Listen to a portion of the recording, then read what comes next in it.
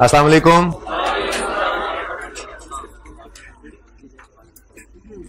Lecture 53 start करते हैं cap 1 का।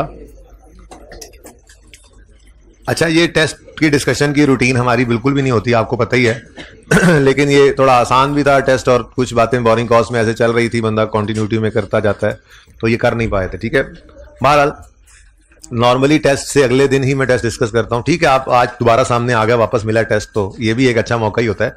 लेकिन मेरा दिल यही होता है कि टेस्ट देख रहे हैं आप, ये अलग बात है, लेकिन टेस्ट देकर आप आए हैं, उससे अगले दिन या मैक्सिमम उससे एक दिन बाद वो टेस्ट आपको दिया हुआ याद होता है, तो जरा उसको डिस्कस करना उसको बेहतर होता है। तो इंशाल्लाह रूटीन वही रहेगी, एक आध बार आसान टेस्ट में आगे पीछे हो जाता है। पहला सवाल था इसके अंदर, calculate impairment loss for the year ended 30 June 2018। ठीक है, PPE as disclose in draft financial statements of Apricot for the year 30 June 18 include a plant having carrying value of 610। देखें, 30 जून 18 पे हम खड़े हैं, और 30 जून 18 पे खड़े होकर वो कह रहे हैं इंपेयरमेंट टेस्ट लगाकर बताएं कोई इंपेयरमेंट लॉस वगैरह तो नहीं है। तो 30 जून 18 की हमें बुक वैल्यू चाहिए, 30 जून 18 की fair value less cost to sell चाहिए, और 30 जून 18 की ही वैल्यू इन यूज चाहिए। तो 30 जून 18 की बुक वैल्यू तो सवाल ने हमें दे दी। ठीक है, अच्छा, अब बच्चे ना साथ ही ऑडिट कर रहे हैं। अब ये टीएस, अब बच्चों ने टेस्ट साथ रखे हुए हैं कि अब सोल्यूशन डिस्कस हो रहा है, साथ ही हम ऑडिट करेंगे। तो देखो, अल्लाह खैर करे, कौन फंसता है, आप या मैं? ओके जी, तो एक चीज तो हमें नजर आ गई, बुक वैल्यू गिवन है 610। वैसे मुझे ये बताएं कि हमने इंपेयरमेंट टेस्ट से, अगर बेटा खामोश हो जाए प्लीज, हमने इंपेयरमेंट टेस्ट से गुजारना किस दिन है एसेट को? इंपेयरमेंट टेस्टिंग किस दिन कर रहे हैं? As on 30 June 18। ठीक है ना? तो इस इंपेयरमेंट टेस्ट को 30 जून 18 पर लगाने के लिए हमें क्या कुछ चाहिए होता है? सबसे पहले स्टेप में हमें बुक वैल्यू चाहिए होती है। ठीक है जी, बुक वैल्यू सवाल ने हमें रेडीली दे दी थी, रुपीज इन मिलियन डाटा था ना, तो फिर हम भी रुपीज इन मिलियन ही सवाल करेंगे। ना भी होता, सिफरें लगी होती, हम तो तब मिलियन में चले जाते हैं, अब तो सवाल ने खुद मिलियन कह दिया था। ठीक है, तो rupees in million, book value 610। ठीक है जी, उसके बाद दूसरी चीज हमें चाहिए होती है रिकवरेबल अमाउंट, जो कि होती है higher of fair value less cost to sell और वैल्यू इन यूज। ठीक है जी, इन दोनों में से जो हायर हो रिकवरेबल अमाउंट बन जाती है, और फिर उसके कंपैरिजन से हम देख लेते हैं कि एसेट इंपेयर्ड है या नहीं है। तो इंपेयरमेंट लॉस है या नहीं है, इसका डिसीजन, इसी को तो इंपेयरमेंट टेस्टिंग कहते हैं। इंपेयरमेंट लॉस निकालने लगे। ठीक है,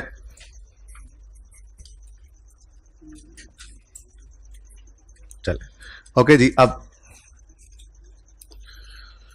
सवाल में कहता है the performance of plant has been deteriorating. यही तो वजह थी जिस वजह से उसने कहा है चेक करो इंपेयरमेंट तो नहीं है, क्योंकि ये एक इंडिकेटर होता था इंपेयरमेंट का कि हमारे एसेट की परफॉर्मेंस जो है वो डिटीरियोरेट हो रही है।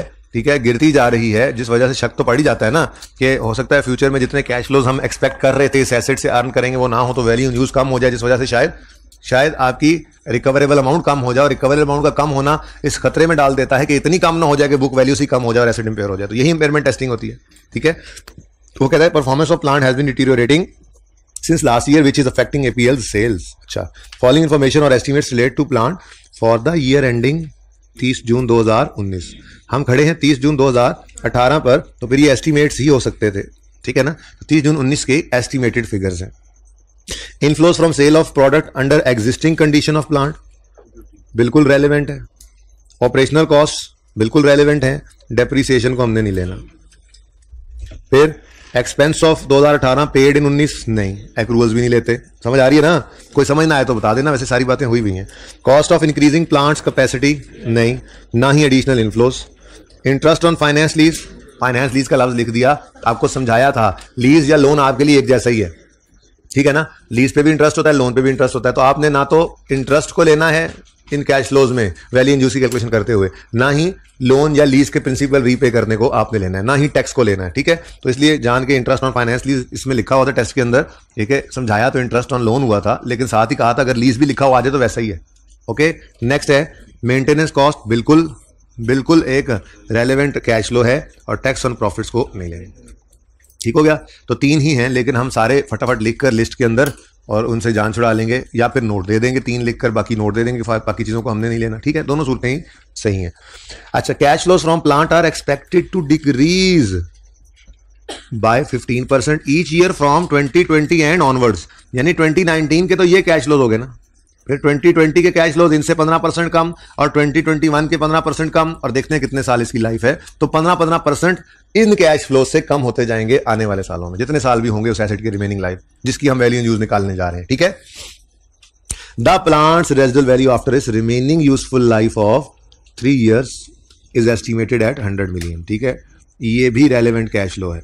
एक बात, दूसरी बात, 19 पे खड़े हैं, 20, 21, 19, 20, 21, 18 पे खड़े हैं ना, सॉरी 18 पे खड़े हैं, तो 19, 20, 21 ये 3 साल के कैश फ्लोज हमने प्रोजेक्शन में डालने होंगे। रिमेनिंग लाइफ जो 3 साल है, 5 तो नहीं कर दिया था।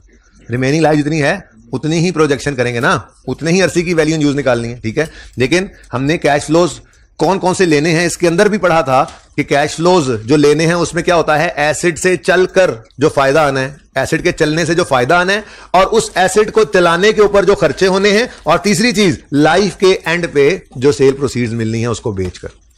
नहीं याद तो मैं दिखाता हूं, नहीं याद तो ये देखें, ये पढ़ा था हमने, एक डिब्बा था यहां पर, एक डिब्बा था पता नहीं कहां, ये देखें कैश इनफ्लोज फ्रॉम, ये सब रंगीन आपकी क्लास में हुआ है, पोस्ट वालों को तो मैंने पढ़ाया ही नहीं है। ये आपकी क्लासेस में रंगीन हुआ है, ये रंगीनियां सारी आपकी क्लास की हैं जो आप भूल रहे हैं जी। Cash inflows from continuing use, cash outflow necessary to generate those inflows जो ऊपर लिखे हुए हैं, और net disposal proceeds at the end of assets useful life. तो वो अंदाजा ही होता है ना भाई, वो भी अंदाजा, रेजुअल वैल्यू अंदाजा वही लिखा हुआ था। तो ये 100 भी तीसरे साल के एंड पे लेना था, जो कि खैर भूले होंगे बच्चे। कितने बच्चे भूल गए 100 को लेना? ओके, हाथ ऊंचा खड़ा करें ना, ऐसे 10-12 हाइब्रिड में। ओके, हाइब्रिड में कोई भी नहीं है सही। अच्छा, आगे कहता है जी, an offer was receive to buy the plant immediately for 570। ये क्या है जी? Fair value. But APL has to incur following cost, customer तक ले जाने का खर्चा कॉस्ट टू सेल है, बिल्कुल। फिर लीगल कॉस्ट, ये कॉस्ट टू सेल है, लेकिन cost to reorganize production process after disposal of plant ये नहीं है। याद होगा आपको मैंने कहा था कि जी दही बनाना बंद कर दें, ठीक है, तो अब बाकी उसको आपने प्रोडक्शन प्रोसेस को रीऑर्गेनाइज करना चाहिए। दही बनाना बंद कर तो बिल्कुल प्रोडक्शन लाइन ही चलेगी ना। मिसाल के तौर पे आपका कोई एसेट निकल जाए, कोई एसेट जो आपने ये बेचना है, अगर ये आप बेच दे तो आपके प्रोडक्शन प्रोसेस को जो री इंजीनियर करना पड़ेगा, जो सेटिंग उसके अंदर करनी पड़ेगी कि वो सही से चलता रहे, उसकी कॉस्ट इन्होंने लिखी हुई है। तो भाई ये एसेट के डिस्पोजल से रिलेटेड कॉस्ट तो है ही नहीं, ये कॉस्ट तो बिजनेस की कंटिन्यूइंग ऑपरेशन से रिलेट करती है। हमने यहां पे कॉस्ट टू सेल एसेट लेनी है, लेकिन आपने ये एसेट बेचकर जो बाद में अपनी ऑर्गेनाइजेशन को चलते रहे सही, उसके लिए कॉस्ट इनकर की कि जी वो ये एसिड बेचेंगे तो कोई ट्रेनिंग देनी पड़ेगी, नए लोगों को बंदों को इधर उधर करना पड़ेगा। ओ यार, ये सारी चीजें तो कंटिन्यूइंग ऑपरेशन से रिलेट करती हैं ना, ये एसिड की कॉस्ट टू सेल में शामिल नहीं हो सकती। ये बात भी मैंने आपको पढ़ाई थी जी। एक मिनट, मैं सबूत तो जरा सामने रख लूं, फिर बात करते हैं। इसीलिए तो मैं लिख रहा हूं, वक्त सनद रहे और काम आए। ये however redundancy and similar costs, for example where a business reorganised following the disposal of an asset, ये वो लाइन लिखी हुई है, ठीक है, कि रिडंडेंसी और सिमिलर कॉस्ट। जैसे उन्होंने कहा कि बिजनेस को रीऑर्गेनाइज करना पड़ा एसेट के डिस्पोजल के बाद, क्या मतलब, एसेट बिक गया, उसके बाद कुछ चेंजेस करनी पड़ी अपने कंटिन्यूइंग बिजनेस को ऑपरेट करने के लिए। तो वो भाई एसेट के बिकने की कॉस्ट तो नहीं ना, क्या एसेट को बेचने के लिए रिमूव करना जरूरी था, एसेट को बेचने के लिए पेंट पूंट करना जरूरी था, एसेट को बेचने के लिए वो सेल डीड लीगल एडवाइजर से बनवानी जरूरी थी, लेकिन एसेट को बेचने के लिए ये जरूरी खर्चा नहीं था कि बाद में एसेट के बिकने के बाद वो जो एसी लगना है, भाई के कमरे में जो एसी लगना है, उसको लगाने के लिए जी हमारे कमरे में थोड़ी सी चेंजेस करनी पड़ेंगी जी। पहले खुली खुली खिड़कियां थी और अब वो खिड़कियां भी क्लोज कर रहे हैं, दरवाजे के नीचे जो वो हवा गुजरने का रास्ता है उसको भी क्लोज किया जा रहा है। ये क्या कर रहे हैं जी, रीऑर्गेनाइज कर रहे हैं अपने कमरे को। तो ये कॉस्ट डिस्पोजल कॉस्ट है। ये जी कूलर बिका है उस वजह से कॉस्ट पड़ी है, नहीं भाई, बात समझे हो। तो कंटिन्यूइंग बिजनेस से जो रिलेट कर रही है कॉस्ट, वो डिस्पोजल कॉस्ट में नहीं डालनी, cost to reorganize the business. कौन सा बिजनेस? जो बिजनेस था जिसमें से एसेट निकला है, उसको रीऑर्गेनाइज करने के लिए जो कॉस्ट है वो बिकने वाले एसेट की कॉस्ट टू सेल नहीं है, वो तो रनिंग बिजनेस का एक्सपेंस है जो कि उसके प्रॉफिट एंड लॉस के अंदर जाना चाहिए, कॉस्ट टू सेल नहीं बननी चाहिए, ठीक है। अब भाई सर किसी ने कहा था, हाँ सर ये जो ऊपर लिखा है ऑफर रिसीव हुई है प्लांट बाय करने की जी, सेल करने की बनी। An offer was received to buy, किसी ने ऑफर किया कि हम ये खरीदना चाहते हैं, तो इसका मतलब बेचने की ऑफर हुई ना आपकी तरफ से। An offer was receive to buy the plant, जिस प्लांट की बात हो रही है, तो आपने अपना प्लांट खुद थोड़ी बाय करना था, ठीक है। आपको ऑफर रिसीव हुई है, ऑफर आई है, हम खरीदना चाहते हैं, तो उन्हें यही लिखना था ना ऑफर टू बाय। कि आपको कोई बंदा ऑफर करे, कहेगा हाँ भाई मैं ऑफर करता हूं कि मैं आपका एसेट आपको बेचना चाहता हूं या मैं आपका एसेट बेचना चाहता हूं, ऐसा नहीं कहते। वो यही कहते, जो ऑफर करेगा वो यही कहेगा कि मैं ये आपका एसेट बाय करना चाहता हूं, ऑफर टू बाय। कहीं से ऑफर आई है बाय प्लांट। हाँ, तो कहीं से ऑफर आई है कि आपका प्लांट वो बाय करेंगे। थोड़ी सी बात आप एंड पे जाके जाना ट्विस्ट कर गए, ठीक है। तो ये फेयर वैल्यू है, दोनों कॉस्ट टू सेल में आनी थी, तीसरी नहीं आनी थी, ठीक है। क्या है? Cost to reorganize production process after disposal of plant. ये आपकी बिल्कुल उस तरह से है जैसे मैंने कहा था गोल्डन हैंडशेक वगैरह इस तरह की कॉस्ट है, ये भी उस तरह की कॉस्ट है, ठीक है। ये इंसिडेंटल एसिड की डिस्पोजल के लिए जरूरी नहीं थी, रिमूव करना जरूरी था एसिड को, रेडी टू यूज करना था, रेगमाल लगा के पेंट करना जरूरी था, ठीक है। लेकिन उसके बाद एसी लगने के बाद कमरे को सही सही करना है, वो कूलर की वजह से नहीं हुआ। तो cost to reorganize current business, ये करंट बिजनेस कॉन्टिन्यूइंग बिजनेस से रिलेटेड खर्चा है, ये एसिड की डिस्पोजल कॉस्ट नहीं है, ठीक है। क्लियर है? चलिए जी, डिस्काउंट रेट 9% है, तो fair value 570, cost to sell में 45, नहीं अलग अलग लिख देता हूं ना मैं, 45 माइनस 10 दोनों नजर आ जाए ताकि बच्चों को, ठीक है। ओके, और आपने जो एक इग्नोर किया 50, उसका आप यहां छोटा सा नोट डाल सकते हैं, क्योंकि यहां पे या आप -0 कर दें, -0 से बेहतर है यहां पर आप एक छोटा सा नोट डाल दें कि cost to reorganize production process is not a disposal cost, या यूं कह रहे is not a cost to sell, ताकि उसको पता लग जाए कि इसने खुद छोड़ा है। इतना सा नोट लिखना है सर, बेटा यहां लिख दो ना, ऐसे करके fair value less cost sell लिखा हुआ है, कॉस्ट सेल के साथ स्टार लगाओ और इधर नीचे करके लिख दो जी, जरूरी है। आपने क्यों छोड़ा? किसने मुझे, आपने ये क्यों छोड़ा? समझ आ रही थी छोड़ा? आपके साथ वाले ने क्यों छोड़ा? समझ आ रही छोड़ा? पीछे वाले भाई को मशवरा किया, पीछे वाले भाई को समझ नहीं आ रही, उसने इसलिए छोड़ दिया। बात समझिए, वैसे मिसाल दे रहा हूं यार, मुझे समझ नहीं आ रही थी पर्चे के अंदर, मैंने इसको बगैर समझे छोड़ दिया, समझ नहीं आ रही क्या करूं, मैंने छोड़ दिया। तो दोनों को नंबर नहीं ना मिलने चाहिए, ठीक है। तो यहां पर लिखें आप क्या क्या लिखा हुआ, अंग्रेजी क्या थी? Cost to reorganise, cost to reorganise organise, बस is not a cost to sell, बस इतना बहुत उसको बताना है कि जिसको छोड़ा है हमने वो जानते बूझते हुए छोड़ा है। डन जी, चल जी जी, सबको स्टार नहीं लगाना था, उसका तरीका मैंने आसान वाला बताया हुआ है। उसका तरीका ये है भाई, फिर कॉस्ट सेल निकल आई, पहले ये बताओ कितनी आई? 515, ठीक है। उसके बाद वैल्यू इन यूज के लिए हम वर्किंग करते हैं, तो ये एक वर्किंग करेंगे हम, वर्किंग 1, ठीक है जी। और वर्किंग 1 यहां पे हम कर लेते हैं। हमने निकालनी है value in use as on 30 June, बोलेंगे? बोलना मत, हाँ, एज ऑन 30 जून बोलना मत, मुझे पता ना लग जाए, मैं खुद सवाल से क्यों ना देख के करूं, क्यों ना मैं हलाल करूं अपनी रोजी, आप क्यों बोलें? हद हो गई यार, बोल दो किस दिन वैल्यू इन यूज निकालनी है। अच्छा, आप देखो हमें जो कैश फ्लोज गिवन है ना, वो 30 जून 2019 पर, और यहीं से हमने इसको 15% कम करके प्रोजेक्शन बनानी है इसकी 30 जून 20 पर और फिर 30 जून 21 पर, ठीक है। तो सबसे पहले इनफ्लोज फ्रॉम, बोलो, इनफ्लोज फ्रॉम सेल, बस काफी है जी। कितना?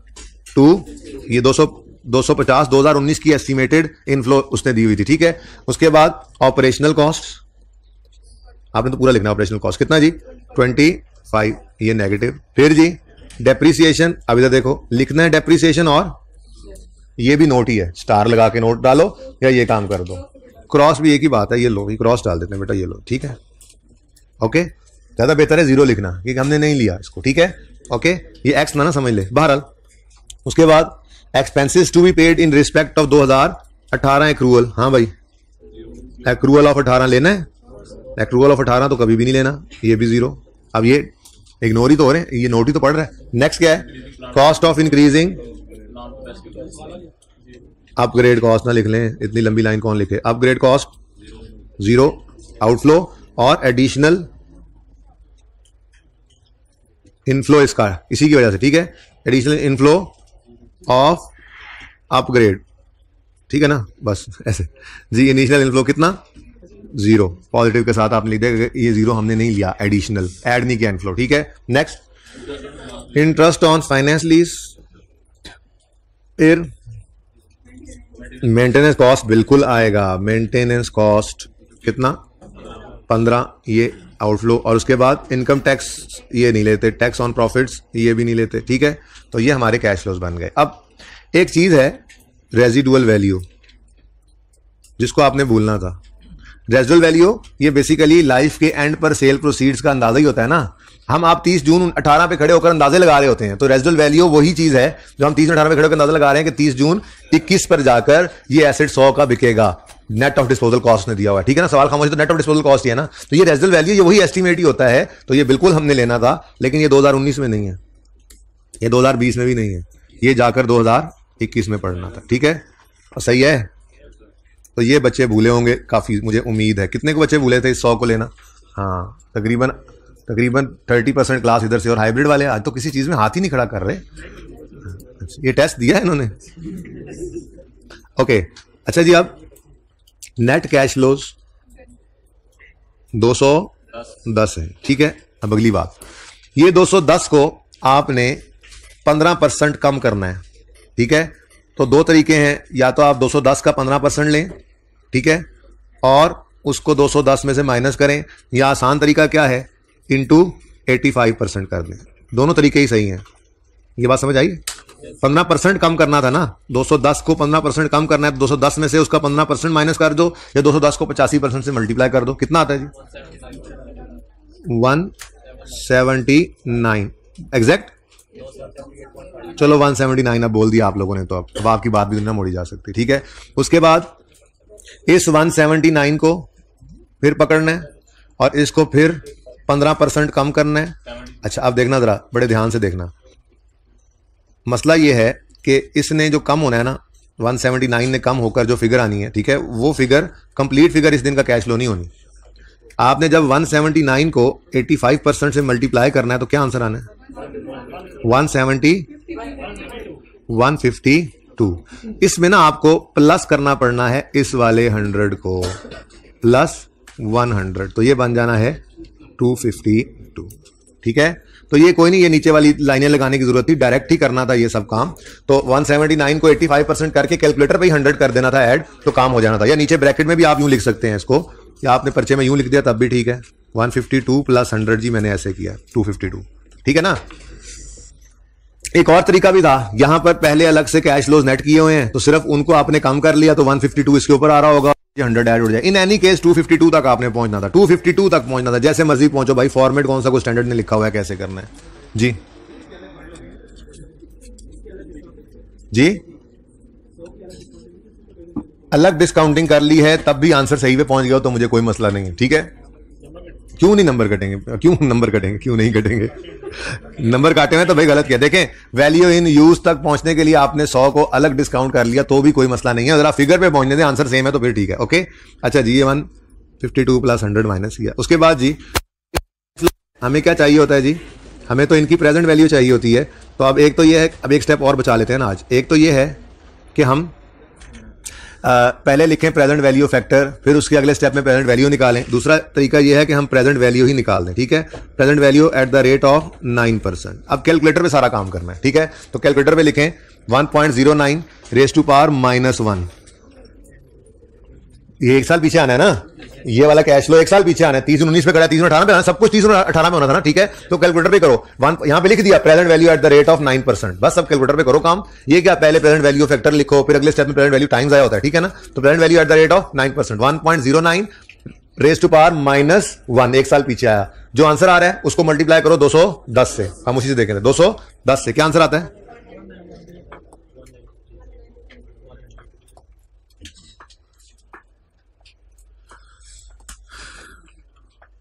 जी कितना आता है जी?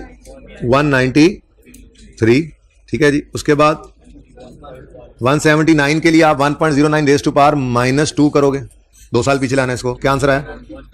151।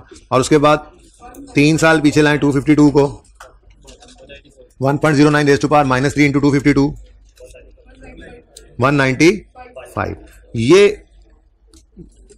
ये जो 3 फिगर्स हैं ये हमारे लिए value in use relevant figure है हमारी, ठीक है।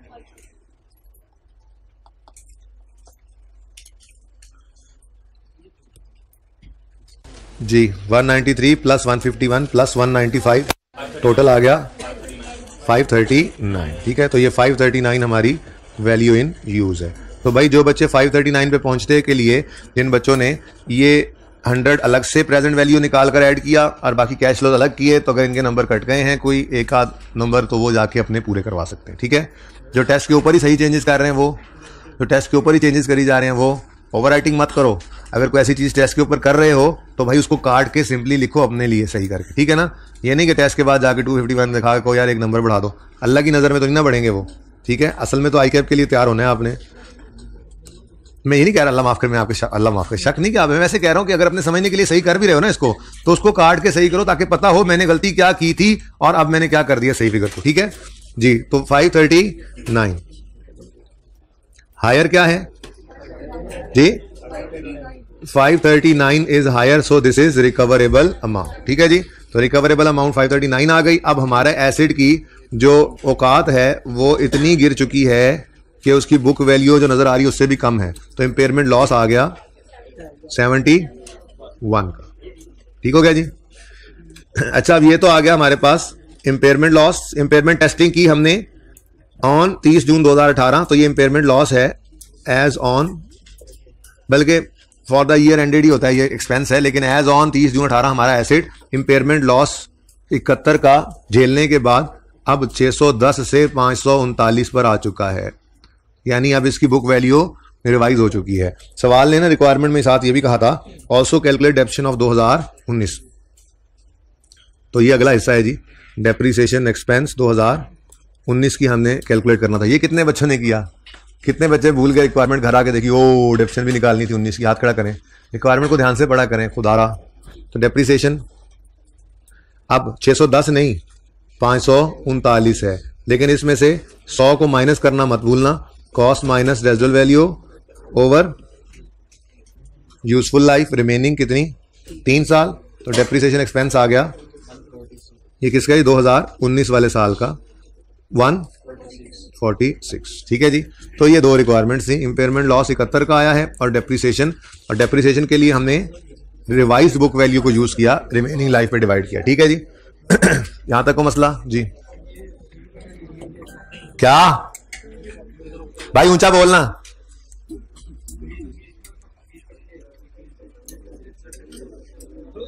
कहीं लिखा हुआ है इनफ्लोज के अंदर इंक्रीज है, उसने कहा कैश फ्लोज, कैश फ्लोज का मतलब होता है इनफ्लोज और आउटफ्लोज।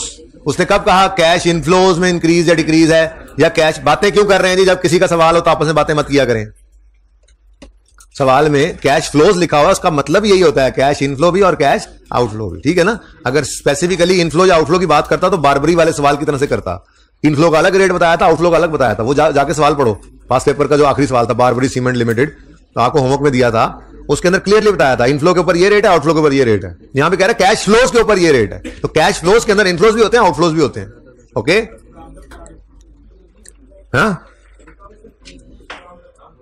बेटा, कैश फ्लोज ही है ना प्लांट के, इनफ्लोज भी इसी के हैं, आउटफ्लोज भी इसी के हैं, तो प्लांट के ही कैश फ्लोज हैं। कैश फ्लोज मीन हमेशा याद रखना इनफ्लोज एंड आउटफ्लोज, ये नेट की बात ही हो रही होती है। कैश फ्लोज लिखा उसने तो इनफ्लो आउटफ्लो अलग अलग किया ही नहीं है, ठीक है। तो कैश फ्लोज के अंदर कैश इनफ्लोज भी होते हैं और आउटफ्लोज भी होते हैं, ओके। अपनी गलती को जस्टिफाई ना करो जी बेटा।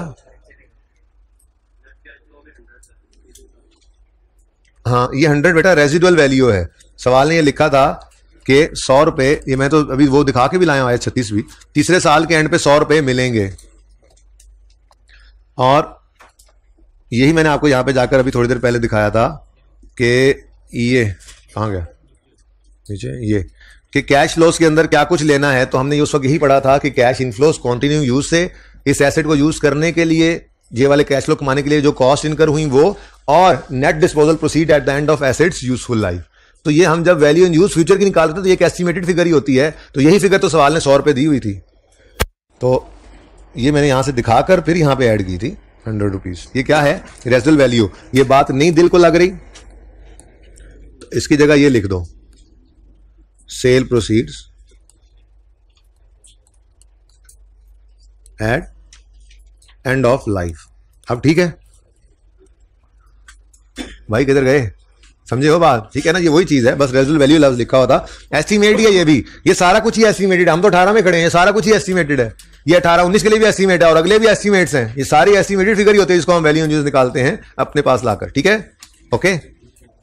इजाजत है इसको छोड़ दें आप? पिक्चर लेनी है यार, पिक्चर क्यों लेनी है? ठहरो फिर।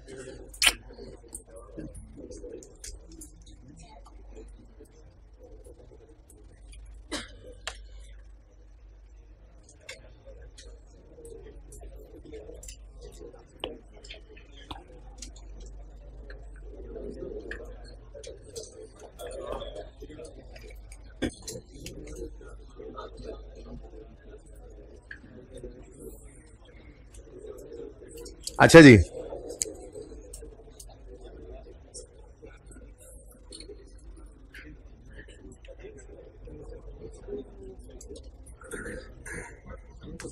ये कितने बच्चों को मुश्किल लगा निंजा?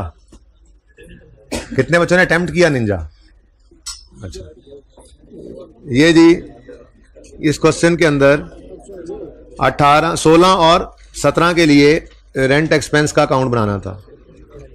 कितने बच्चों ने, प्लीज, कितने बच्चों ने, दो बिल्डिंग थी ना, तो बिल्डिंग 1 और बिल्डिंग 2 का इकट्ठा एक्सपेंस अकाउंट बनाया और उसको 2 साल पे बनाया? हाथ खड़ा करें। एक्सपेंस अकाउंट एक था, बिल्डिंग 1 भी उसी में, 2 भी उसी में। हाथ खड़ा करें बस। और कितने बच्चों ने बिल्डिंग 1 का अलग और बिल्डिंग 2 का अलग बनाया? ये ज्यादा है। आमिर किधर है? वकास, आमिर किधर है? डिस्कशन हो रही है टेस्ट की, बार अब आप सुन लें, उनको बता दें। ये वैसे तो गलत किया आप लोगों ने। बात सुने, उसने कहा था रेंट एक्सपेंस का अकाउंट बनाओ 2016 के लिए, तो आपने वो बिल्डिंग वाइज बना दिया। ठीक है, एक्सपेंस उसमें से अलग अलग निकल आया, क्लोजिंग प्रीपेड पेबल अलग निकल आया, लेकिन मेरे ख्याल में आपको इकट्ठा बना लेना चाहिए था। अब चूंकि सारी कैलकुलेशंस आपने कर दी हैं तो कुछ नंबर्स तो मिल ही जाएंगे, सारे नंबर तो नहीं कटेंगे, लेकिन 5 नंबर का सवाल है तो सारा भी सही करने वाले को कम से कम 1-1.5 नंबर काटना है हमने, ताकि उसको ये याद रहे कि रिक्वायरमेंट ध्यान से पढ़नी होती है। ठीक है ना? रेंट एक्सपेंस का अकाउंट चाहिए।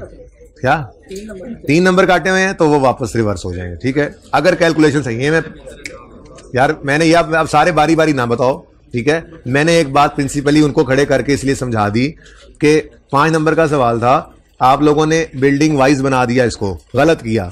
आइंदा से ज्यादा नंबर कटने चाहिए, लेकिन इस बार 1-1.5 नंबर ही कटेगा, ज्यादा नहीं, अगर कैलकुलेशंस बाकी सही हैं। आपने प्रीपेड पेबल सही निकाला हुआ है, आपने एक्सपेंस की फिगर, कैश की फिगर सही लिखी हुई है, तो आपको 5 में से 3, 3.5 नंबर मिल जाने चाहिए। लेकिन आइंदा इसको मजीद ज्यादा पनिश किया जाएगा, इसका ध्यान रखा करें, रिक्वायरमेंट ध्यान से पढ़ा करें। ये फेवर दे रहा हूं आप लोगों को, ठीक है?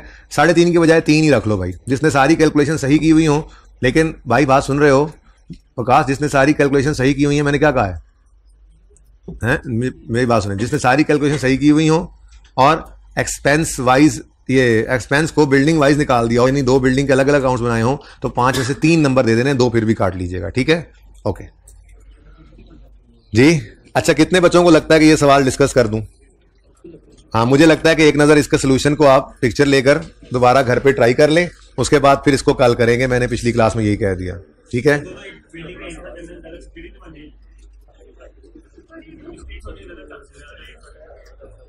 कोई नहीं, नहीं चांस बनाओ ना भाई। रेंट एक्सपेंस का लेजर मांगा गया है, आप 10 बिल्डिंग्स भी हो तो एक ही अकाउंट में मैनेज करो उसको। लेकिन एक रूरल का सवाल आएगा नहीं, अब आपका एडजस्टमेंट्स ही आएंगी, उसके लिए आप तैयार हैं, आप टेंशन ना लें। इंट्रो का पर्चा तो आपने देना नहीं, ये इंट्रो के पर्चे में सवाल आया था। क्यों बातें कर रहे हैं जी आपस में, फीमेल स्टूडेंट्स खास तौर पे? पिक्चर नहीं आ रही तो क्या करूं?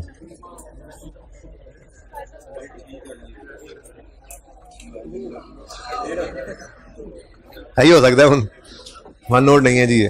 अच्छा जी, सुने ट्राई कर लीजिएगा, घर पे ट्राई कर लीजिएगा, इसको कल दोबारा डिस्कस कर लेंगे, कोई इशू नहीं है। ओके, ग्रेनाइट कॉर्पोरेशन पे आते हैं। कर लें सवाल ग्रेनाइट वाला।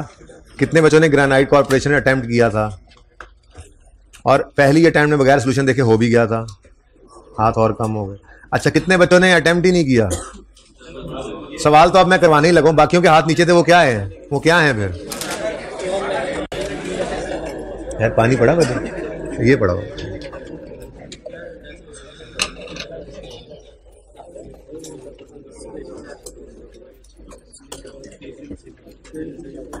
जज़ाकल्लाह।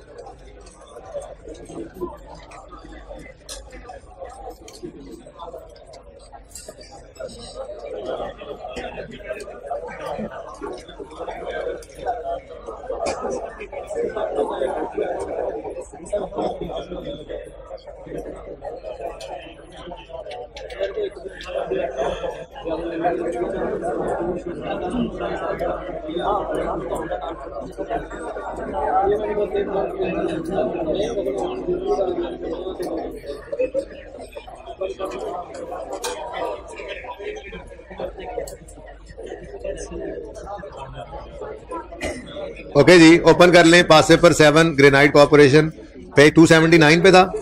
बातें बंद यार भाई, बातें बंद।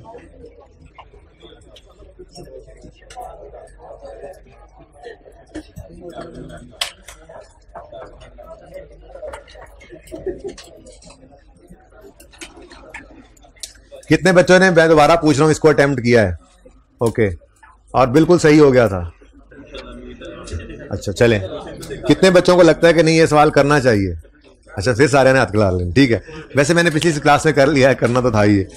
अच्छा जी, सवाल में पहला मसला ये था कि ये सवाल बेटा प्लीज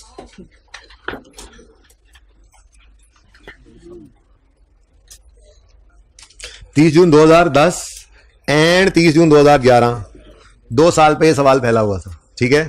तो आसान था, मैंने बता दिया था तरीकाकार तो, लेकिन फिर भी एक बार मैं इस तरह का सवाल अपने सामने करवाना चाह रहा था। कितने लेक्चर्स हो गए IAS 23 को? आज ज़्यादा हो गए, ख़त्म करें इसको, हैं? 5वें देख लो, देख लो। पहले को छोड़ दो, वो तो ऐसे ही होता है, वो तो सिर्फ नाम लिख लेते हैं, तो 5 हो जाते हैं उसके अलावा। बहरहाल मेरा दिल है कि कल का लेक्चर इस पे लगाकर फिर इसे प्रिंसिपली क्लोज करेंगे। लेकिन आपको पता ही है तो चलेगा, होमवर्क के अंदर सवाल देता रहूंगा, तो हर रोज 15-20 मिनट उसको डिस्कस करेंगे और हम इंशाल्लाह गवर्नमेंट ग्रांट परसों से शुरू कर लेंगे, ठीक है। एक कॉन्सेप्ट इसके अंदर रह गया है, वो कॉन्सेप्ट है प्रोग्रेस पेमेंट्स का, ठीक है। वो जो कंस्ट्रक्शन कॉन्ट्रैक्ट के अंदर बात आती है प्रोग्रेस पेमेंट्स की, ठीक है ना। तो उसकी बात सिर्फ कल करके तो उसको इंशाल्लाह हम क्लोज कर देंगे। टेस्ट आज आपने जो देना है उसमें आपने PPE का नोट बनाना है। फिर नेक्स्ट टेस्ट के अंदर फुल फ्लैज बोरिंग कॉस्ट का सवाल आएगा। अच्छा, बोरिंग कॉस्ट है तो सही, टेस्ट के अंदर देख लेना ना कैसे है, ठीक है। तो टर्म टेस्ट में तो भाई देखो ना सब कुछ आएगा, बोरिंग कॉस्ट का सवाल भी आएगा आपका, है जितना पढ़ा है वो सभी आना चाहिए ना। पढ़ाई कितना है लेकिन भाई अभी तक पढ़ाई कितना है?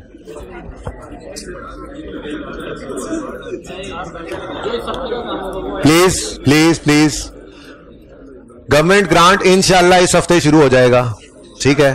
तो वो जो शुरू हो जाएगा, यार मैं आपसे अर्ज कर रहा हूं बात मत करें, कुछ लोग चलें छोड़ें हम। भाई देखें, मंगल तक पढ़ा हुआ भी टेस्ट में आ सकता है, ठीक है ना, बुध वाले दिन। लेकिन मैं कोशिश करूंगा कि इसको सोमवार पे रखूं, ठीक है ना, यानी कि सोमवार तक जितना पढ़ा हुआ, पर मंगल वाला भी कभी कभी आ जाता है, ठीक है। बाकी आपको ये भी पता है, ये भी पता है आपको, बाकी आपको ये बात तो पता ही है कि टेस्ट तो बहरहाल एक आध कदम आगे रहना ही फायदे की बात है। जो पढ़ा हुआ है, नो सर नहीं, जो पढ़ा हुआ है वही प्लेट में रख के दे दिया जाए तो ये जो है वो लकीर के फकीर फिर पर्चे में जाकर रोते हैं, ठीक है ना। तो थोड़ा सा दिमाग को अगर इस्तेमाल करने की आदत रहेगी टेस्ट के अंदर, तो जरूरी नहीं है कि ऐसा हो, लेकिन आपको तैयार तो रहना ही चाहिए, ठीक है। कि आपको एक चीज समझा दी गई, आप थोड़ा उसको ट्विस्ट करके किसी और तरीके से पूछ लिया गया, घुमा फिर आगे बात पूछ ली गई, आपके सामने ऐसी सिचुएशन रखी गई कि आपके सामने वो सिचुएशन क्लास में अगर नहीं गुजरी हुई तो आपका दिमाग का टेस्ट तो वहीं पे ही है ना, ठीक है। कि आपने पढ़े हुए को कोशिश करके अप्लाई करना है, जो समझ में आए to the best of your knowledge आपने वो उसको अप्लाई करना है, ठीक है ना। तो ये थोड़ा सा अनसीन का एलिमेंट कोशिश होती है कि वो हो। तो नेक्स्ट टेस्ट टर्म टेस्ट है, ठीक है, अच्छी बात है, आज वाला टेस्ट तो देना। नेक्स्ट टेस्ट के अंदर क्या है भाई, PPE पड़ा हुआ है, 36 पड़ा हुआ है, 23 पड़ा हुआ है, 20 आ गया बस, ठीक है। तो कोई नहीं, इतना जरूरी नहीं है कि कोई 50 नंबर का ही टर्म टेस्ट होगा, पर ये सारा कुछ जो है ये कौन सा भूलने दे रहा हूं आपको। आज आपने PPE का नोट बनाना है, रिवाइज हो जाएगा, मैंने डिस्कस करना है तो फिर रिवाइज ही है वो, ठीक है। टेस्ट डिस्कस होना है तो IAS 36 ये रिवाइज कर ही तो रहे हैं, अभी IAS 36 तो रिवाइज किया टेस्ट के अंदर, ठीक है, और IAS 23 तो हम कर ही रहे हैं। तो क्या रिवीजन की जरूरत है आप लोगों को, आपका तो सब कुछ तैयार ही है साथ के साथ, ठीक है, ओके। अच्छा, 30 जून 2010, ये जो बाद में बोलते हैं ना लड़के, ये जिसने बोलना है ना उनको मैंने अब निकालना है। ये व्हाइट कमीजदार वाला बोले जा रहा है जब से क्लास शुरू हुई, ये भाई साहब भी बोले जा रहे हैं, ये पीछे भाई साहब को बहुत मसला है, टेस्ट के टाइम से बोले जा रहे हैं। तो ये 3-4 केसेस ऐसे हैं जैसे ही मैं बात करके हटता हूं ना, फटाफट फौरन रुका है, जैसे ही ये शुरू कर दो अपनी बात, ठीक है ना। तो भी ऐसे बच्चों को क्लास से निकालने का वक्त हुआ चाहता है। लाहौर उसके गिरदोनवा में 30 जून 2010 और 30 जून 2011 के लिए borrowing cost to be capitalize निकालनी है हमने, ठीक है। लेकिन मैं एडिशनली आपको कॉस्ट ऑफ एसेट भी निकालनी सिखाऊंगा इसके अंदर, क्योंकि इस सवाल में रिक्वायरमेंट तो नहीं है, लेकिन इस सवाल में मजे की बात यह है कि पहले साल में कैपिटल वर्क इन प्रोग्रेस होना है, हमारे एसेट ने कंप्लीट नहीं हुआ, और दूसरे साल में कंप्लीट हो जाना है। तो पिछले साल की कॉस्ट को भी अगले साल के कॉस्ट के अंदर कंटिन्यूअसली लेकर कैसे आना है, ये भी देखना बहरहाल एक कॉन्सेप्ट है। तो एडिशनली एक काम छोटा सा कर लेते हैं कि हम एक रिक्वायरमेंट ऐड करते हैं कि कॉस्ट ऑफ एसिड भी निकालेंगे हम एंड पे, ठीक है ना। प्लांट बना रहे हैं तो प्लांट है, ठीक है। उसके बाद देखते हैं अगर टाइम बच गया तो मैं लाइफ भी ऐड कर दूंगा और डेप्रिसिएशन कर लेंगे, वरना वो मसला कोई नहीं। अब आपको पता है कॉस्ट निकला तो डेप्रिसिएशन निकालना आपके लिए क्या मसला है, ठीक है। लेकिन हर चीज को इनकम स्टेटमेंट बैलेंस शीट पे पहुंचाने की आदत तो हमें बहरहाल है ही, ठीक है। मैंने एक्सट्रैक्ट्स बनवाए थे ना स्टार्ट में, अब एंड पे जाके भी कल इंशाल्लाह एक सवाल होमवर्क में दूंगा, उसमें फिर हमने एक्सट्रैक्ट्स ही बनाने। हमें पता होना चाहिए इनकम स्टेटमेंट में क्या जाता है, बैलेंस शीट में क्या जाता है, ठीक है। ये सारी चीजों का हमें पता होना चाहिए हर टॉपिक के अंदर। हर टॉपिक में अभी तक करते भी यही आए हैं, I-16 में भी ऐसे ही किया था, I-36 में भी ऐसे ही किया था, 23 में भी ऐसे ही कर रहे हैं, गवर्नमेंट ग्रांट में भी ऐसे ही करेंगे हर टॉपिक के अंदर हमारा। क्योंकि हमारा मकसद ही क्या है, हमारा मकसद फाइनेंशियल स्टेटमेंट्स ही बनाना है। मैंने माना कि इनकम स्टेटमेंट बैलेंस शीट का सवाल अब FY2 में बनाएंगे आप, लेकिन वो FY2 में जाकर ये सारी चीजों को अप्लाई भी तो करेंगे ना वहां पे, तो तैयारी साथ साथ लेकर चलनी। और एक्सट्रैक्ट्स वो मांग भी लेता है, पूरी इनकम स्टेटमेंट बैलेंस शीट उसने टेस्ट नहीं करनी, लेकिन एक्सट्रैक्ट्स तो मांग सकता है ना। तो वो आपसे कोई भी टॉपिक सामने रख के कह देगा रेलेवेंट एक्सट्रैक्ट्स बना दो फाइनेंशियल स्टेटमेंट्स में, इनकम स्टेटमेंट में क्या जाना है, बैलेंस शीट में क्या जाना है, तो पता होना चाहिए हर टॉपिक के लिए हमें इस चीज का, ठीक है। अभी तक पता है, आगे भी पता रखना है, ओके। अच्छा जी, ऑन यकम March 2010 Granite Corporation started construction of a new plant to meet the growing demand. तो यकम मार्च को कंस्ट्रक्शन स्टार्ट हुई और कंस्ट्रक्शन कंप्लीट हो गई है 31 मई 2011 को। तो यकम मार्च 10 को शुरू होकर 31 मई 2011 को खत्म हो रही है। तो ये सिचुएशन बनी है, ये मैंने बनाया था पिछली क्लास में, ठीक है। लेकिन उसको मिटा दिया सारा, ओहो सारा मिटा दिया, सिर्फ साल बना रहा। अब इस साल को डेट सिर्फ लिखी हुई है, यकम मार्च से लेकर 31 मई तक। ये टोटल कोई 11 महीने 11 वाले साल में और 4 महीने 10 वाले साल में, यानी इन टोटल 15 महीने, 1 साल और 3 महीने पर यह प्रोजेक्ट फैला हुआ है, ठीक है। और हमें मसला क्या आ रहा है कि ये हमारे पहले साल में भी कुछ अरसा है, कुछ कंस्ट्रक्शन कॉस्ट पहले साल में इनकर हुई, कुछ बोरिंग कॉस्ट पहले साल में कैपिटलाइज हुई और फिर कुछ दूसरे साल के अंदर जाकर, ठीक है। अच्छा, तो लोन रिसीव की बात तो अभी मुझे नहीं पता लगी। वर्क स्टार्टेड का पता लग गया यकम मार्च को है और वर्क कंप्लीशन 31 मई को। ये मैं आपको पढ़ा चुका हूं कि अगर सिजेशन से पहले ईयर एंड आ जाए, प्रोजेक्ट स्टार्ट हुआ, हमने कैपिटलाइजेशन स्टार्ट कर दी, सिजेशन से पहले ईयर एंड आ जाए तो सब कुछ वहां पे रुक जाता है। अब ये पावर लिमिटेड वाले सवाल के अंदर सवाल वहीं पे रुक गया था, लेकिन इस सवाल की खूबसूरती ये है कि अगले साल में हमें लेकर आ रहे हैं, ठीक है। तो पहले साल के अंदर हमें सब कुछ 30 जून 10 पे रोकना पड़ेगा और अगले साल को फिर यकम जुलाई से शुरू करेंगे और फिर 31 मई तक एसेट के अंदर सारी चीजों को ऐड करते हुए आएंगे, ठीक है ना। तो इसलिए मैंने 2 रेलेवेंट डेट्स लिखी हैं फॉर स्पेसिफिक लोन। एक है 30 जून 2010, 30 जून 2010 यकम मार्च या जो भी लेटर निकलेगा, वैसे लेटर क्या देख लो, वो तो आपने सवाल किया ही हुआ है, ठीक है। जो हमने लोन लिया है वो भी यकम मार्च को आया है, ठीक है। लोन यकम मार्च को आया है और फर्स्ट पेमेंट भी यकम मार्च 10 को ही हुई है, तो ये तीनों पेमेंट्स तो सेम थी, ठीक है ना। तो कमेंसमेंट तो यकम मार्च को हो जाएगी, लेकिन पहली सिजेशन हमने करनी है यकम 30 जून पे। ये सिजेशन वैसे प्रोजेक्ट की नहीं हुई है, लेकिन मैंने कहा था अगर ईयर एंड आ जाए तो हर चीज ने ईयर एंड पे रुक जाना है, ठीक है। उसके बाद फिर यकम जुलाई से काम शुरू होगा और अगले 11 महीने, यानी कि अगर आप देखें तो पहले साल में कैपिटलाइजेशन वाला पीरियड कितना निकल रहा है, 4 मंथ्स, ठीक है। और दूसरे साल के अंदर कैपिटलाइजेशन का पीरियड कितना निकल रहा है,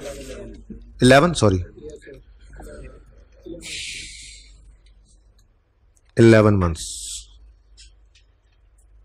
ओके, ठीक है ना। तो ये 2 डेट्स हैं हमारे पास, 11 मंथ्स और ये 4 मंथ्स, डन जी। तो ये सारी बात है प्रोजेक्ट के हिसाब से, ठीक है। अभी मैंने लोन की बात नहीं की, प्रोजेक्ट शुरू हो रहा है यकम मार्च को, खत्म हो रहा है 31 मई को, और सिर्फ कैपिटलाइजेशन की कमेंसमेंट बता दी आपको। वो कमेंसमेंट तो यकम मार्च से हो जाएगी ना, क्योंकि लेटर डेट यही बन रही है, वर्क स्टार्टेड, फर्स्ट पेमेंट और लोन रिसीव तीनों इसी दिन आ रहे हैं, ठीक है। तो ये हमारी कमेंसमेंट की डेट आ गई, ठीक है। अच्छा, अब समझ आ रहा है, ठीक है। अच्छा, अब देखना यह है कि आगे क्या कह रहा है। वो कह रहा है ऑन यकम March 2010 a 7 year loan of 70 million was obtained specifically for construction of plant. ये 70 मिलियन का लोन है, स्पेसिफिक लोन, ठीक है। ये भी किस दिन आ गया हुआ है, यकम मार्च को ही आ गया ना, अभी डेट लिखी थी, ठीक है। तो यकम मार्च को हमने इस दिन ये प्रोजेक्ट स्टार्ट किया है, प्रोजेक्ट इस दिन स्टार्ट हुआ है और इसी दिन ये लोन भी आ गया कितने का, ये इधर मैं ऐसे करके लिख देता हूं 70 मिलियन का, ठीक है। ओके, 70 मिलियन का लोन भी इसी दिन आया, स्पेसिफिक लोन है, और ये स्पेसिफिक लोन्स के लिए कमेंसमेंट सिचुएशन है। जनरल के लिए तो ये होता ही नहीं है। जनरल लोन्स के लिए तो हम क्या करते हैं, जिस दिन पेमेंट होती है उस दिन से लेके सिचुएशन तक चलना है, ठीक है ना। चलो डन हो गया। अब आगे वो कहता है the loan earn markup of 13% payable semi annually, an arrangement fee of 1%। ये कहां पे आएगा, लोन प्रोसेसिंग चार्जेस, ठीक है। अच्छा, उसके बाद 2 installments each comprising of payment of principal of 5 million with interest were paid on 31 August and 28 February. अच्छा, मुझे ये शक पड़ रहा है थोड़ा थोड़ा कि हो सकता है कहीं ये सवाल कंप्लीट ना हो पाए क्लास में, तो इसलिए मैं बोर्ड के उस तरफ नोट करने की बजाय यहां पर कर दूं। कोई मसला तो नहीं है, ये पहले इधर हो जाओ थोड़ा सा आप, अगर मसला हो तो, ठीक है। वैसे होना नहीं चाहिए, ठीक है। ऐसे शक सा मुझे पड़ रहा है, क्योंकि मैं डिस्कशन को तो तेज कर नहीं सकता, चीजें जो समझानी है स्कूल से समझते रहे, तो ये है ना कि कोई एंड में थोड़ी बहुत बात रह जाती है। उम्मीद रहेगी नहीं वैसे, क्योंकि डिस्कशन ज्यादातर हुई पड़ी हैं, आपने सवाल भी किया हुआ है, लेकिन फिर भी अगर रह जाती है तो मैं वहां पे रोक सकता हूं और कल फिर मैं वहीं से आगे शुरू कर दूंगा, मुझे नोट करने की वहां पे जरूरत नहीं पड़ेगी आगे, ठीक है ना।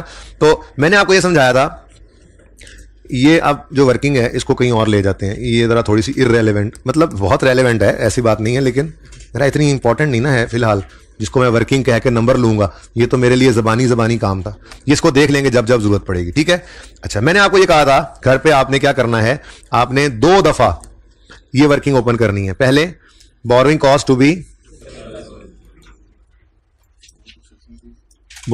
टू बी कैपिटलाइज निकालनी है आपने for the year ended 30 June 2010 के लिए, ठीक है ना। ये फॉर द ईयर एंडेड ही निकलती है ना, एक्सपेंस होता है या एसेट में जाता है, फॉर द ईयर एंडेड, ठीक है। इसमें आप लोन प्रोसेसिंग चार्जेस लेते होते हैं, ठीक है, ये भी निकाल लेंगे अभी मैं, ठीक है, सब्र कर जाओ। और सेकंड नंबर पर interest expense on specific loan, किस्तें हैं लेकिन पहले साल में कोई नहीं है, बहरहाल मैं तो वैसे ही एहतियातन 2 लाइनें छोड़कर लेस, बल्कि 3 लाइनें छोड़ते हैं ताकि आमने सामने मेरी दोनों वर्किंग्स बने। अगले साल में आपको पता होगा, आप घर पे सवाल करके आए हैं कि 3 दफा इंटरेस्ट कैलकुलेट हुआ है, ठीक है ना। तो इसलिए मैं यहां पे 3 लाइनें छोड़ता हूं ताकि अगली दफा वाला इसके सामने ही आए, ये दोनों वर्किंग्स बिल्कुल आमने सामने रहे। जरा मेरी चाहत है, बाकी तो अल्लाह की चाहत ही है जो पूरी होती है। Less investment income on specific loan ही होता है, इसलिए लिखने की जरूरत नहीं है। तो ऊपर एक्सपेंस नीचे इनकम, दोनों को नेट कर दिया करते हैं, ठीक है। उसके बाद number 3 interest expense on general loans, फिर एक्सपेंस है तो ये भी एक्सपेंस है, नेगेटिव नहीं पॉजिटिव वाला, interest expense on general loans, ठीक है। और फिर यहां पे हम टोटल कर लेंगे। अब रुपीज इन मिलियंस में ये क्वेश्चन करना चाहूंगा, ठीक है। इससे फायदा ये होगा ना मुझे आपके, मैं कॉपी पेस्ट कर लूंगा दूसरे साल के लिए इसी फॉर्मेट को, ठीक है, और बिल्कुल आमने सामने रखेंगे। तो ये अगर मैं ना बताता जब आप कल जा रहे थे, घर जा रहे थे, तो मैं अगर ये बात ना बताता कि दोनों को अलग अलग रखना है, तो क्या आप घर पे अलग अलग ही रखते हैं?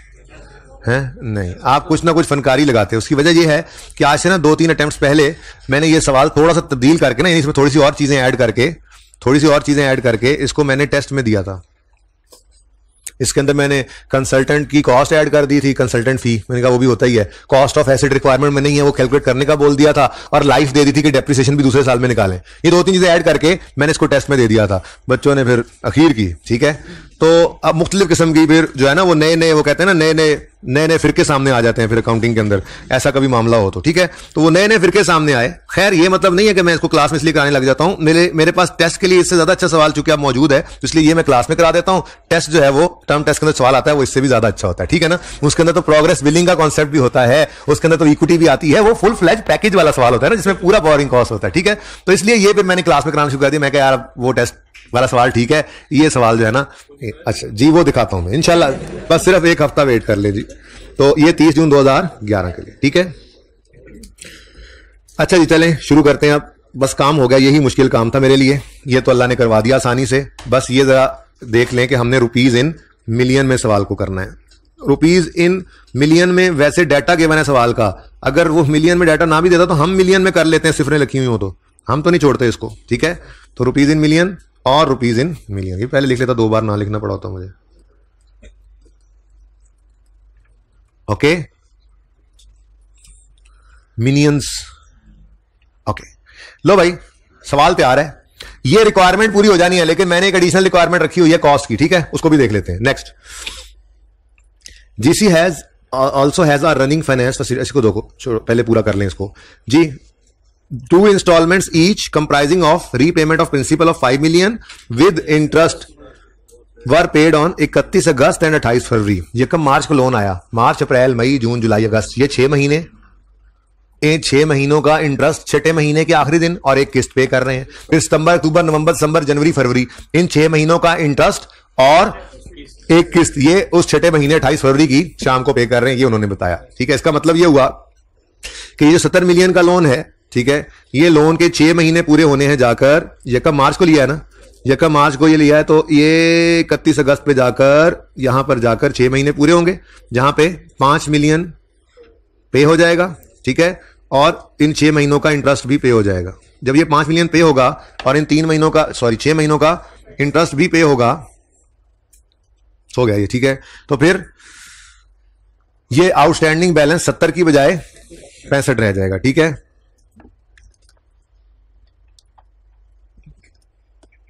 जून 10 आ गया ये, ठीक है जी। तो ये 5 पे होकर ये 70 से कितना रह जाएगा, 65, ठीक है। तो इसको मिटा दो, यहां पे 65 ही लिखते हैं। अब यहां पर 65 रह गया, उसके बाद फिर 6 महीने गुजरेंगे, तो ये 65 के 6 महीने जाकर पूरे होंगे 28 फरवरी पर। इस दिन जाकर फिर 5 मिलियन पे होगा और ये रह जाएगा 60, ठीक है। तो इस वजह से आपके पहले साल में तो ठीक है, मैंने माना कि पहले साल के अंदर तो ये 70 ही आउटस्टैंडिंग था, लेकिन दूसरे साल के अंदर देखें तो पहले 2 महीने 70 आउटस्टैंडिंग रहा, फिर अगले 6 महीने फरवरी तक 65 आउटस्टैंडिंग रहा, फिर आखिरी 3 महीनों के अंदर 60 आउटस्टैंडिंग हो गया, ठीक है ना। तो इस तरह से वर्किंग थी दोनों साल के अंदर, डिफरेंट। ये भी अभी कर लेते हैं, कोई मसला ही नहीं है इसके अंदर। सबसे पहले मुफ्त के नंबर ले लो। Loan processing charges, 1% of 70 million है ना, तो 70 मिलियन का 1% वर्किंग शो किया करो एग्जामिनर को जी, 0.7 मिलियन। डन हो गया जी, ओके। उसके बाद सारा स्पेसिफिक लोन पढ़ लिया है, सारी बात भी उसकी देख ली है। इंटरेस्ट ऑन स्पेसिफिक लोन अब 1 मिनट में निकल सकता है, और इन्वेस्टमेंट इनकम के लिए तो हमें रिसीट पेमेंट बनाना पड़ता है। तो ये वाले आसान नंबर मैंने कहा था पहले लेते हैं, ये भी आसान नंबर ही थे ना, 1% वाला, ये क्यों छोड़े। बोरिंग कॉस्ट भी अप्लाई उसने मांगी हुई है, रिक्वायरमेंट है, तो फटाफट ये एक नंबर ले लो, आधा नंबर, 1 नंबर जो भी है इसके। 20 नंबर का सवाल था ये, ठीक है। वैसे अब नहीं आता 20 नंबर का, ठीक है, 7-8 का आता है अब, हो सकता है इस दफा तो बहरहाल मिक्स कर देगा, तो देख लेते हैं, ठीक है। बहरहाल देखते हैं वो डिस्कस करेंगे पर्चे में क्या हो सकता है क्या नहीं हो सकता। फिलहाल पढ़ते रहें। फिलहाल तो यूं समझिए कि बस ये टॉपिक ही है, सारी दुनिया हर टॉपिक को ऐसे ही पढ़ते हैं कि बस इसी में सारा पर्चा पूरा तैयार कर लेते हैं, उसके बाद फिर बाकी चीजें आती जा रही हैं, तो फिर आहिस्ता आहिस्ता वो चीजें मिक्स होती चली जा रही है, ठीक है ना। तैयारी करते हो तो ऐसे समझते हैं ना, किसी में से लाजमी आना है, ओके, हर एक टॉपिक में से, ओके। अच्छा जी, अब ये जो पॉइंट 2 है, इसको मैंने लाल डिब्बा लगाया हुआ है कल की तरह से, क्योंकि इसमें जनरल लोन पड़ा है, और जनरल लोन के लिए मुझे सिर्फ एंड पे जाकर रेट चाहिए होता है, इसलिए मैंने इसको साइड पे रखा हुआ है, और ठीक है। अच्छा, एक छोटी सी डिस्कशन जहन के अंदर आ रही है, स्पिन इंडस्ट्रीज वाला सवाल जो किया था ना, उसके पॉइंट ऑफ व्यू से मुझे लग रहा है कि एक छोटा सा ट्रीटमेंट हमें चेंज करके करना चाहिए। इंशाल्लाह एक आध दिन में आपसे डिस्कस करूंगा मैं, फिलहाल तो मैं खुद उस पर काम कर रहा हूं। अच्छा, ऐसे मैं एडवांस में बता दूंगा, ठीक है। अच्छा, छोटी सी एक कैलकुलेशन शायद चेंज करवाऊं, वो भी डिस्कशन करके, लेकिन सवाल वो वैसे ही करते रहे पहले, वो पक्का होगा तो तभी चेंज कर सकेंगे ना, ठीक है। एक जहन के अंदर छोटा सा पॉइंट ऑफ व्यू है, वो आपसे शेयर करूंगा, ऐसे जरा तैयार किया आपको। फिलहाल जी, पॉइंट 3 में सरप्लस फंड्स की इन्वेस्टमेंट है, पॉइंट 4 में पेमेंट्स हैं, और construction work was suspended from 1 फरवरी 2010। यार ये पानी इसमें डालो भाई, कोई थोड़ा सा पानी जल्दी करो, डाल के देखो इसको, दे दिया पानी, रहने दो फिर। अब क्या है तुम्हें,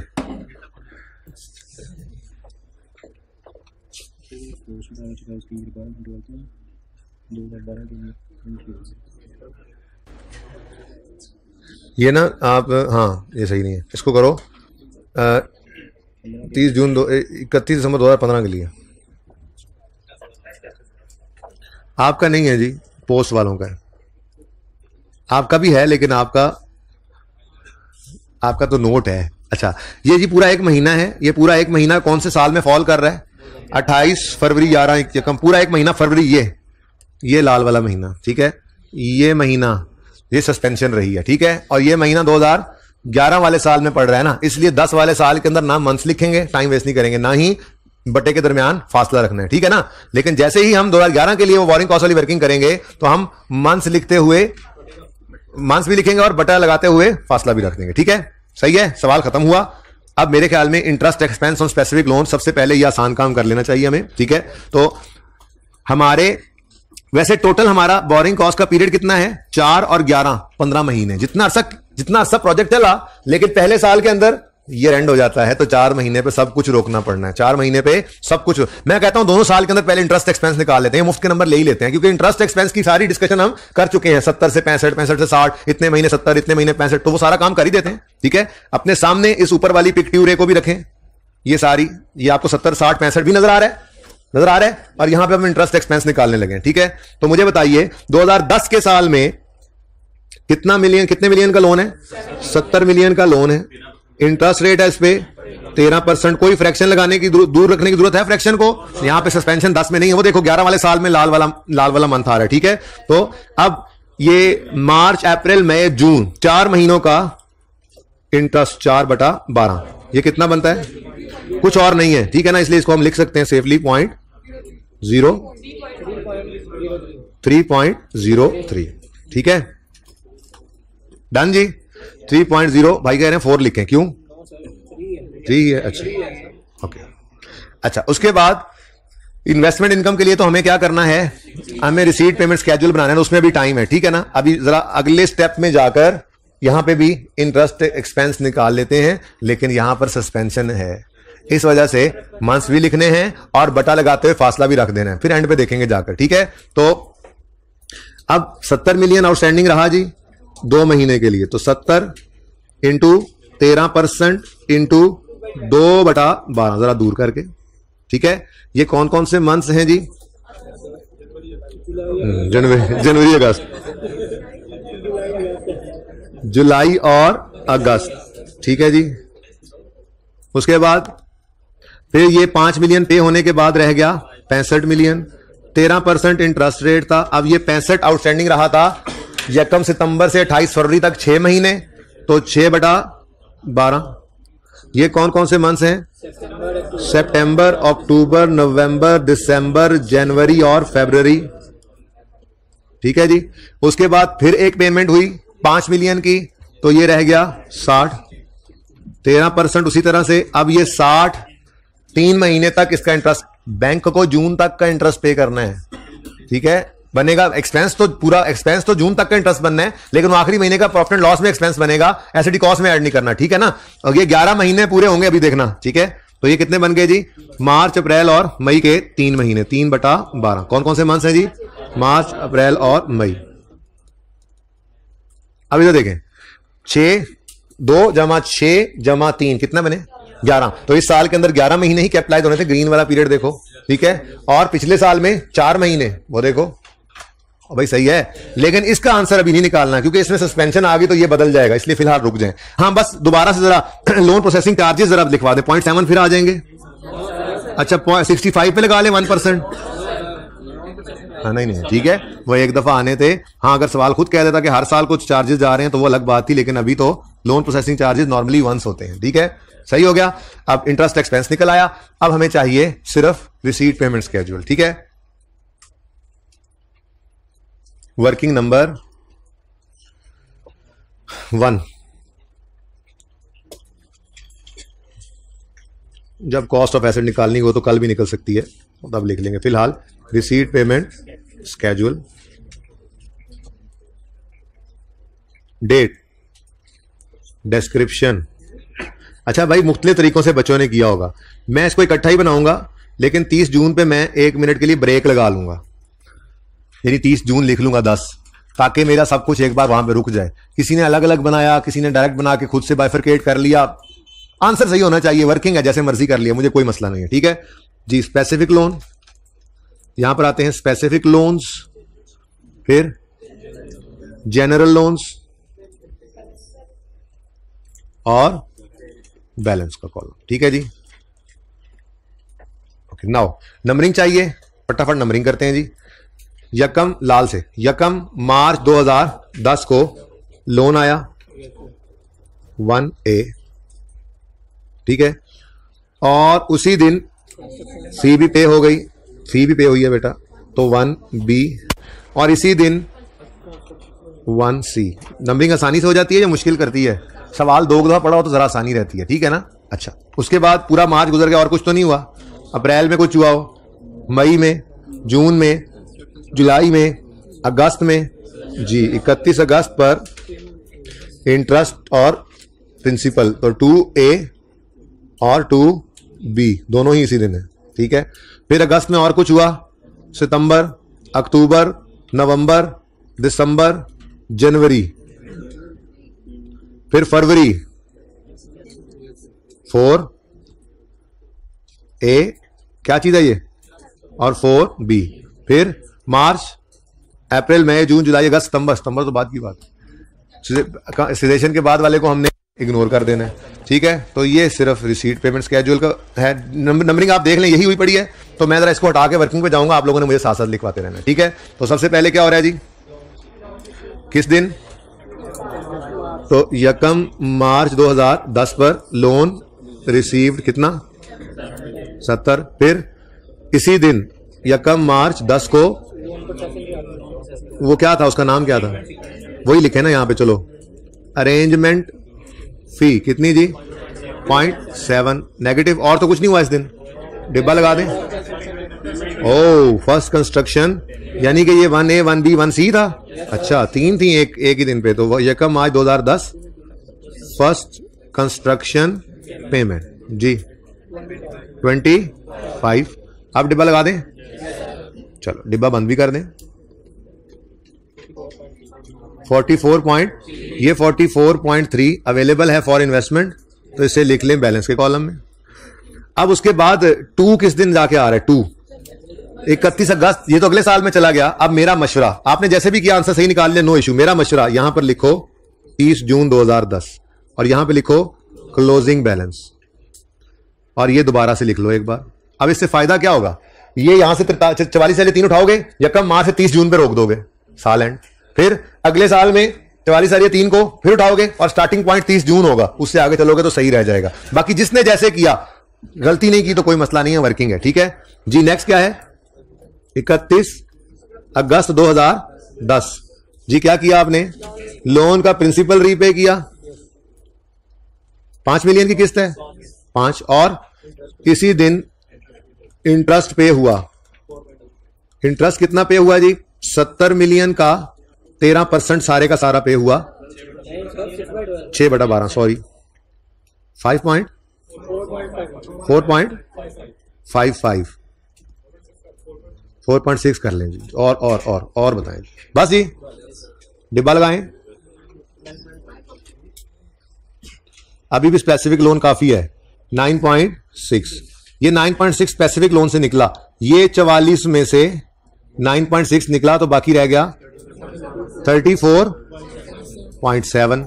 अब ये अवेलेबल होगा फॉर इन्वेस्टमेंट, ऐसा ही है 34.7, डन जी।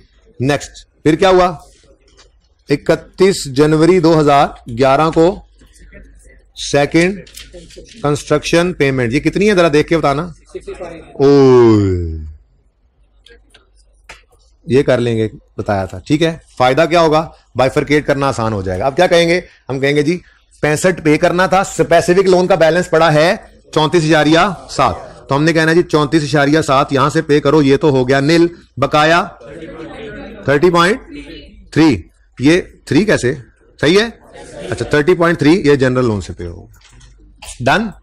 और लास्ट है 28 फरवरी 2011, यहां पे क्या किया आपने, लोन रीपेड 5 मिलियन, इधर नहीं, इधर तो पैसे ही को नहीं बचे हुए, स्पेसिफिक लोन तो 0 हो चुका हुआ है, ठीक है ना। तो लोन रीपेड 5 मिलियन, और इसी दिन इंटरेस्ट भी पे हुआ, 1 सितंबर 10 से 28 फरवरी 11 तक के 6 महीनों का इंटरेस्ट पेड 65 मिलियन हो चुका है, 13% के हिसाब से 6/12 जी 4.23 है, तो 2 करो ना फिर। अब बस जी एक और डिब्बा लग गया और आंसर आ गया 9.2, ठीक है जी। अब पहले साल के अंदर सिर्फ 44 ने यूज होना है, 1 मार्च 10 से 30 जून 10 तक, पूरा मार्च, पूरा अप्रैल, पूरा मई, पूरा जून, 4 महीने का एक्सपेंस बना था, 4 महीने की ही इनकम माइनस होगी, ठीक है ना। इसको यहां पे हमने रोक दिया और जनरल लोन इस्तेमाल ही नहीं हुआ इस साल में, तो रावी चैन ही चैन लिख रहा है। कितना जी 30 कितना 44.3 अवेलेबल था। इन्वेस्टमेंट का रेट 8% है सवाल में, इंटू 4/12। यहां तो टेंशन ही कोई नहीं थी जी। बोलो 1.18 नेट करो, 1.85 टोटल करो। इधर देखो ये तो है ही नहीं, लोन यूज ही नहीं हुआ इस साल में जी। 55 डन। नेक्स्ट ईयर आया इन्वेस्टमेंट इनकम। अब देखो ये ना 30 जून पे रुक गया था, अब इस 44 को पकड़ा आपने और 30 जून से शुरू किया। बस 2 मिनट सर भी ना शर्मिंदा करने आते हैं मुझे रोज। तो 30 जून ये मतलब यकम जुलाई से शुरू। मैं नहीं होता, यही कह रहा हूं बेशरम आदमी है सर आप, ये कह रहे बेशरम आदमी है आप। भाई वो मेरे बड़े हैं, मेरे उस्ताद है, तो उनसे तो कैसे यार दिल में तो कहा होगा यार। शुगर लगा रहा हूं, भी टाइम 2 मिनट मांगे, चुप करो जी। यकम जुलाई 10 से शुरू करेंगे और 31 अगस्त तक, पूरा जुलाई और पूरा अगस्त। तो ये फायदा हो गया ब्रेक लगाने का यहां पे, ठीक है ना। तो 44.3 इंटू 8% इंटू, लेकिन जरा फासला रखना भाई, ठीक है। ये कौन से मंथ्स हैं? जुलाई और अगस्त। उसके बाद बैलेंस कम हुआ और कम होकर हो गया 34.7 31 जनवरी से, ऐसे ही है नहीं, ये लाइन गलत लगी है। ये 31 अगस्त से सितंबर अक्टूबर नवंबर दिसंबर, सितंबर अक्टूबर नवंबर दिसंबर जनवरी, 5 बनते हैं।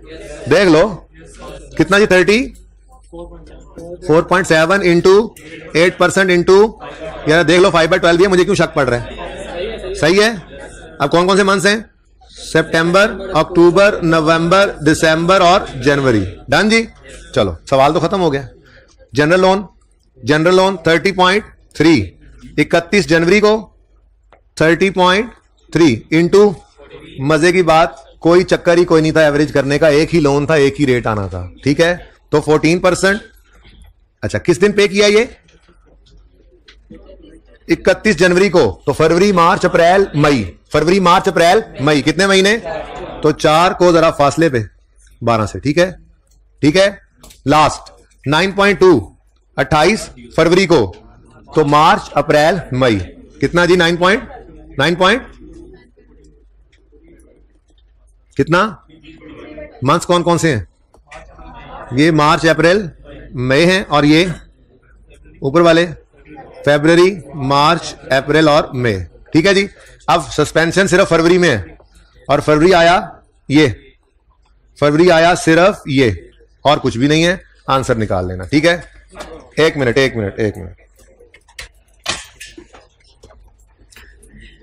होमवर्क के अंदर पास पेपर 1 ट्राई करना है, उसमें इक्विटी है, समझ नहीं आएगी, रिसीट पेमेंट बनाना है, पता नहीं क्या करना है, ट्राई करना है ना, मैंने करवाना है कल, ठीक है। पास पेपर 1 और क्वेश्चन बैंक 1 और 2, पास पेपर 1 क्वेश्चन बैंक 1 और 2, ये होमवर्क में लिखना है। पास पेपर 1 क्वेश्चन बैंक 1 और 2, पास पेपर 1 क्वेश्चन बैंक 1 और 2। कुछ बेहतरी आ गई तस्वीर में?